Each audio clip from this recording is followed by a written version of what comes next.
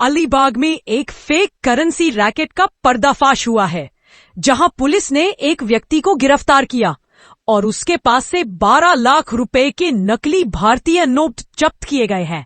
साथ ही printing material भी जब्त किया गया है। काल रात्री उशिरा अलिबाग पोलीस स्टेशनला अशी गोपनीय माहिती प्राप्त झाली होती की मायकर लाईन्स अलिबाग एरियामध्ये एका व्यक्तीने काही बनावट नोटे आपले घरी ठेवलेले आहे। Alibag police station incharge Shri Kishore Sale ने आपली टीम सोबत जाऊन तिथे धडा टाकला आणि तिथे आरोपी आहे भूषण विजय पतंगे याचे कस्टडीवरून आपल्याला 4.5 लाख पेक्षा जास्तचे बनावटी नोट प्राप्त झालेले आहे। आपल्या माध्यमातून मला माझा जनतेला हे आव्हान असणार की हे जे नोट आहे हे खूप हाय क्वालिटीचे फेक नोट नाहीये। कोणीही जरा थोडं पण लक्ष देऊन बघितलं तर हे फेक वाटतंय दिसतंय।